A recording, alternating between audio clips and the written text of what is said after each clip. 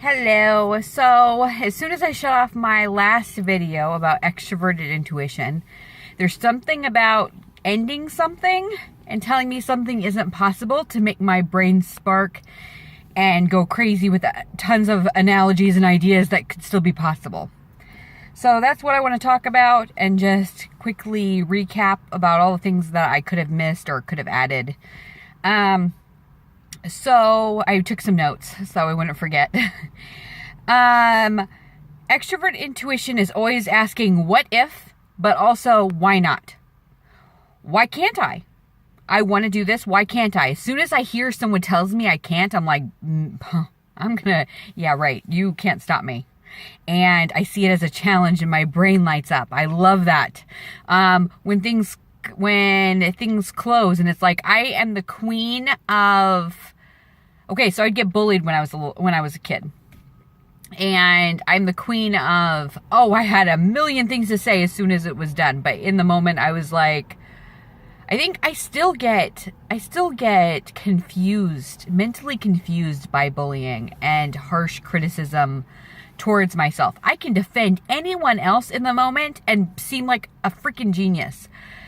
And be quippy and quick-witted, but as soon as someone starts attacking me, it's almost like my brain doesn't function, and I am so caught off guard that I just stumble and I look like a freaking moron.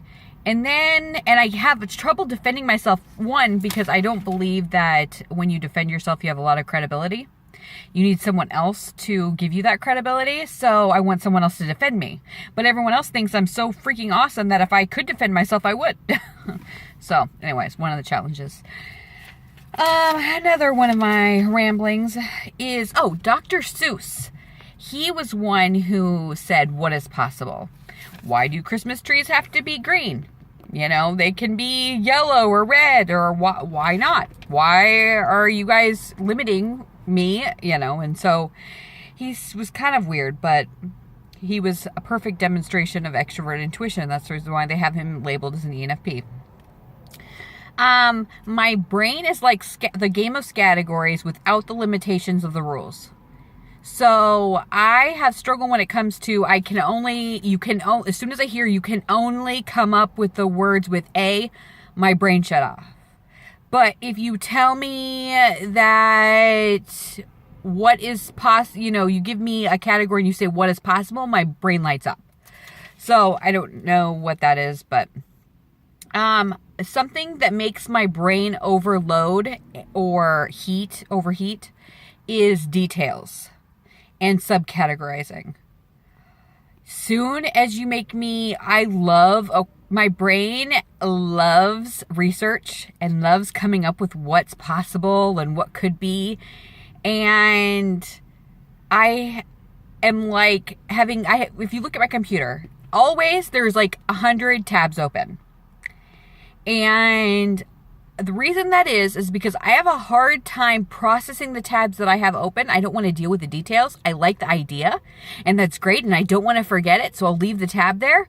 But I don't want to go in and process where to put that, because that involves subcategorizing. And where do I put that? That's a recipe. Okay, like for example, a recipe book. This is a meat, but it's also could be labeled under Italian. Do I put the recipe in both? Why am I thinking about this so much? Does it really matter? Maybe I should do this, but I don't want to have two recipes. That seems weird.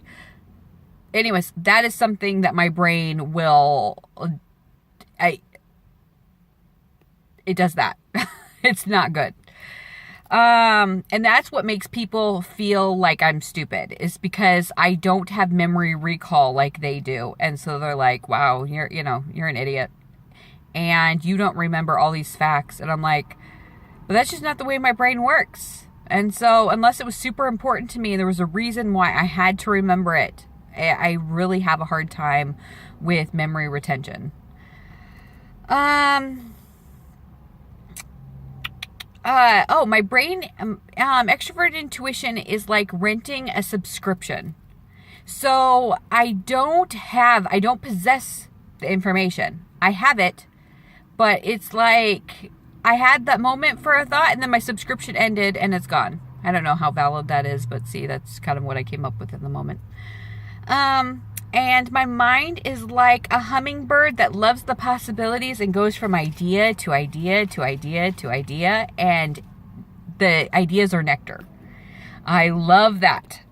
When I was talking to my INTJ friend, which I referenced in the last video, I was talking to him, I was saying, if I would like to be a, comedian, do some writing for some sitcoms. I would like to, I still can't remember the third one. I don't know why. Maybe he will remind me. But I said, as soon as I would have to be stuck doing it forever, my brain would immediately resist it. All the things that I'm good at, it has to be purposeful. I have to find some meaning in it. And that is where my extroverted intuition interacts and segues into introverted feeling and pairs with it. Because ENTPs don't struggle with the same things. They have introverted logic, and they don't need things to mean everything to them, and they don't need to have a ton of meaning at the end like an ENFP does. And so, anyways, I hope that summed it up a little bit better, but Dr. Seuss was a great example of why not. And even I thought his books were a little weird, but that's how my brain works, is why not? Why, I'm not as eccentric as that per se, so I think there's different levels of eccentricity. I think one thing that's very different about me is I grew up in a very censor dominant community, so I have a desire to want to be normal in a way that some ENFPs love just unleashing their weirdness in a way that I kind of look at them from the sidelines and go, oh, that's nice. I kind of judge them like I was judged, but I want that. But I feel like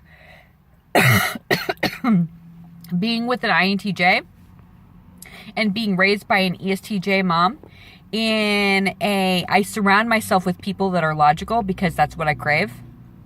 And I feel like I miss out on that weirdness and acceptance of being weird. Anyways, well, I hope you have a nice day.